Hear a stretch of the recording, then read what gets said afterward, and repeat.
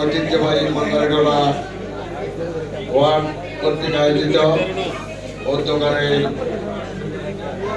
পরিস্থিতি সভা ও কর্মী সভার সম্মানিত সভাপতি স্নেহস্পদল ছোট ভাই জিয়া মঞ্চ ৫ নং বারাকুন্ডি ইউনিয়ন শাখার সংগ্রামী সভাপতি মোহাম্মদ আহসানুল্লাহ, মঞ্চে উপবিষ্ট প্রধান বক্তা হিসেবে উপস্থিত আছেন বাংলাদেশ জাতীয়তাবাদী দল ২ নম্বর বাড়িটালা ইউনিয়ন শাখার সাবেক সভাপতি এবং বিগত নির্বাচনের আগের নির্বাচনে ধানের শীষের প্রতীকধারী বিএনপি থেকে নির্বাচন করেছেন এবং বর্তমান চট্টগ্রাম উত্তর জেলা জিয়া মঞ্চের সংগ্রামী সভাপতি এবং কেন্দ্রীয় জিয়া মঞ্চের সহ সাধারণ সম্পাদক ছোট ভাই ওহিদুল ইসলাম চৌধুরী শরীফ, মঞ্চে উপবিষ্ট বাংলাদেশ জাতীয়তাবাদী যুবদল চট্টগ্রাম উত্তর জেলা শাখার সহসভাপতি সাবেক ছাত্রনেতা মোহাম্মদ তুলকুর হোসেন রকিব,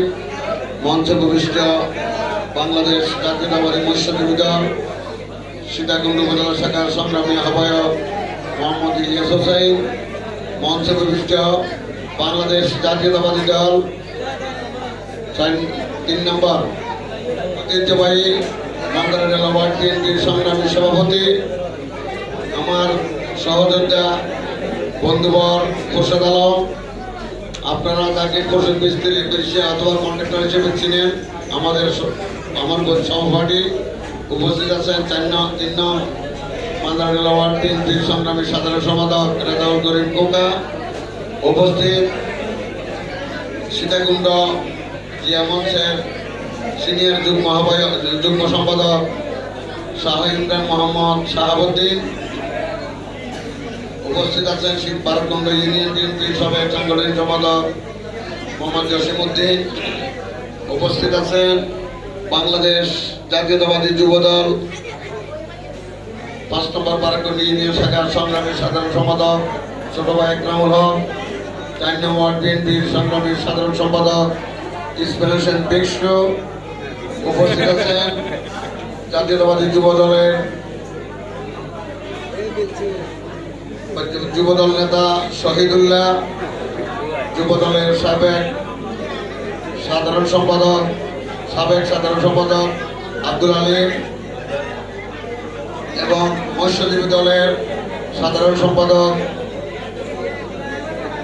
সভাপতি আক্তার হোসেন, বারাকুন্ড ইউনিয়ন সভাপতি আক্তার হোসেন এবং সাধারণ সম্পাদক জয়নাল দুলাল সহ ছাত্র দলের কাজী বাবলু সহ উপস্থিত যুবদল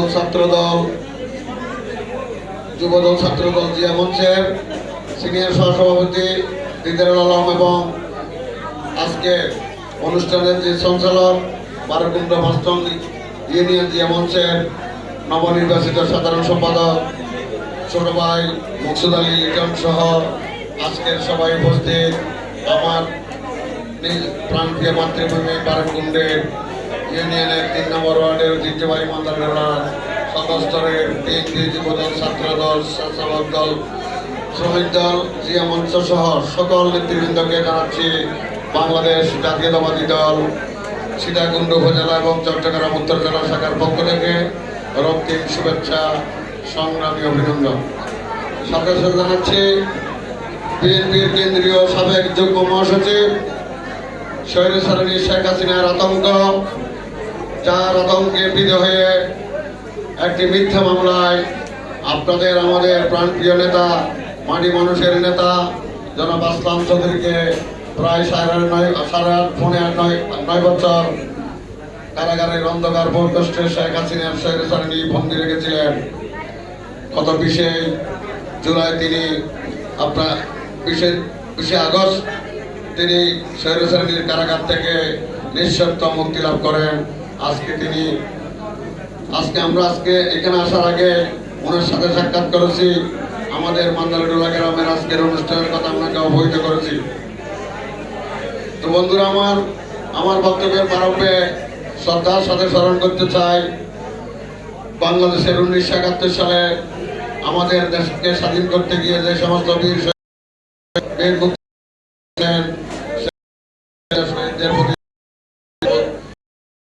কৃতজ্ঞতা প্রকাশ করছি। সাথে স্মরণ করছি বহুদলীয় গণতন্ত্রের পক্ষে বাংলাদেশের বিএনপির প্রতিষ্ঠা শপথ শহীদ সাথে স্মরণ করছি বাংলাদেশ নেতা ক্যালবাসনীকে স্মরণ করছি। শেরে বাংলা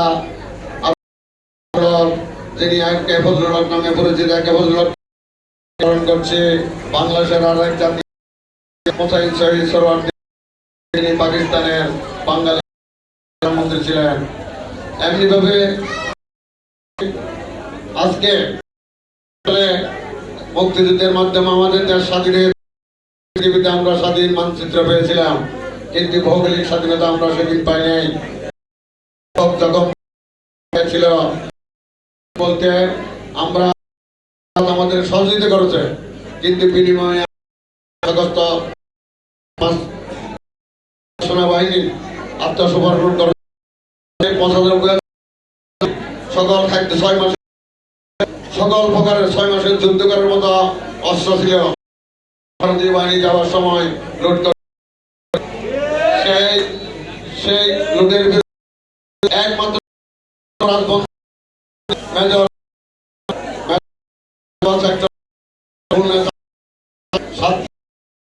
পরে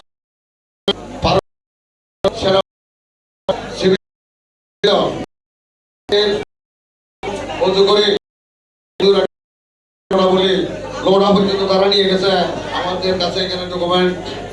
সুতরাং অস্ত্র নিয়ে গেছে, সবকিছু নিয়ে গেছে, সমস্ত করছিল মেজর। কিন্তু তখন ইন্দিরা গান্ধী যখন করোনা প্রতিবাদ করে শেখ মুজিবের কাছে, তখন নিয়ে আসা হয় বাংলাদেশের বন্দী। একমাত্র যিনি করেছেন স্বাধীনতা বাংলাদেশিদের ভিন্ন করে বাংলাদেশ নামে ও তাদের মাধ্যমে অভ্যুত হয়েছে, সেই দলে ছিলেন প্রথম রাজবন্দী। সুতরাং আমাদের ভারতের আপনারা ইতিমধ্যে দেখেছেন এবং সারা 12 ঘন্টা তথা সারা বাংলাদেশে নৌকা মার্কায় এনেছে। সে ওই দিনই চেয়ারম্যানের ওই দিনই তার নাম চেয়ারম্যানের খাতায় প্রত্যেক উঠে গেছে। এখানে শুধু নির্বাচন নামে প্রশাসন ছিল, একটা ফর্মালিটি ছিল আইওয়াস। সেই আমাদের যে দলের 2007 সাল থেকে সরকারের বিরুদ্ধে দল, মহিলা দল, তাঁতি দল, সকল রাজনৈতিক দলের যে সমস্ত শেখ হাসিনার বিরুদ্ধে আন্দোলন করতে গিয়ে মৃত্যুবরণ করেছেন। আজকের এই হাউস আমরা সাথে সাথে 71 সালের প্রথম পরে দ্বিতীয়বার স্বাধীনতা লাভ করে 7 নভেম্বর 1950 আমি অত্যন্ত ছোট ছিলাম, আমার বয়সে ছিল যে লেভারার এখানে উপস্থিত আছেন। জিয়াউর রহমান বিএনপির একজন লোকে এখানে আজকের অনুষ্ঠানে দেখতে পাচ্ছি। তিনি একটু দাঁড়ান। শহীদ জিয়াউর রহমানের 1919 সালে প্রতিষ্ঠিত বিএনপির সদস্য আপনারা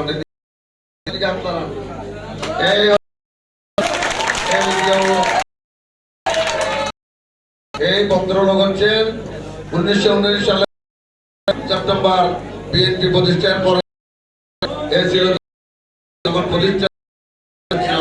আজকে আমাদের মাধ্যমে ওনার জন্য দোয়া করব। আমরা 7 নভেম্বর সিপাহী জনতার বিপ্লবের মাধ্যমে সেদিন জিয়াউর রহমানকে ঢাকা ক্যান্টনমেন্ট কারাগারে সিপাহী জনতার হইল। সেখানে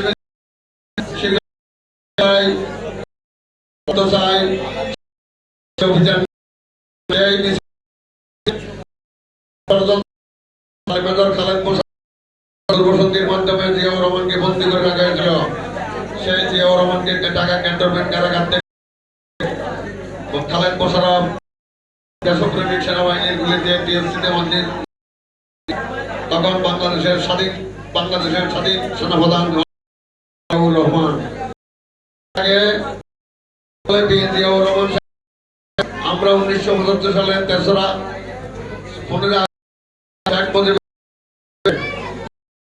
তার মানি ধর্মের ভাই খন্দকার মোস্তাক আহমদ কুমিল্লা তার ব্রাহ্মণবাড়িয়া তার বাড়ি, এবং তার সাথে হয়েছিলেন শেখ মুজিবের আশেপাশে তারা তৎকালীন বড় বড় তারা ছিলেন খন্দকার মন্ত্রী।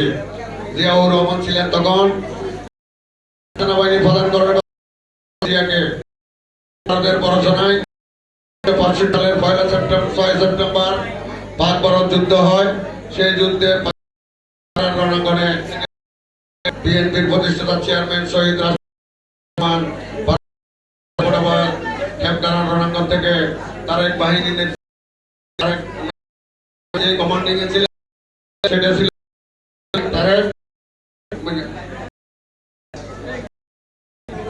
বাংলাদেশ।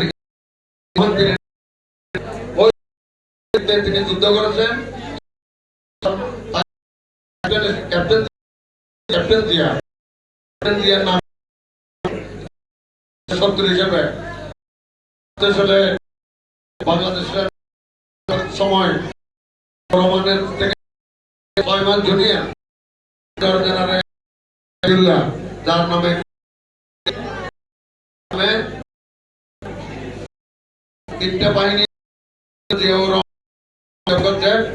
জেড দিয়ার একটা বাহিনী ছিল Z force, Ziaur Rahman force, K force, Khaled Musharraf force এবং ফোর্স। তিনটে ফোর্সের ব্যক্তির প্রধানের তিনটে বাহিনী যারা মুক্তিযুদ্ধ আছেন, সিনিয়র আছেন এবং যারা শিক্ষিত ছাত্র আছেন, আপনার অনেকে জানেন। জিয়াউর রহমান করে তাকে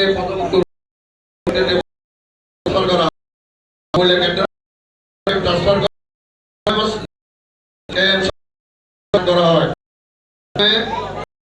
প্রথমে বাংলাদেশ শৃঙ্খলা সৃষ্টির জন্য সেদিন একটা 15 আগস্ট সময় আরপি দেখার পর তাকে ফোন করেছিল কেন একটা উত্তর দিলেন, স্যার শফিউল্লাহকে ছিল তোদের ভিতরে তালিম মেজর রশিদ তাকে গৃহবন্দী রাখে 32 নম্বরে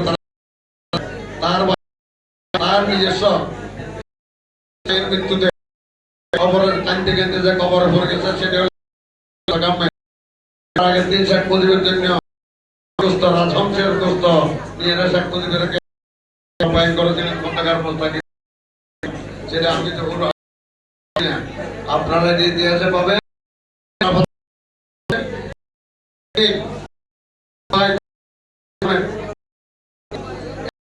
সময়ের বিষয়, সময় আপনাদের বলা যাবে। বাংলাদেশ মোস্তাক আহমেদ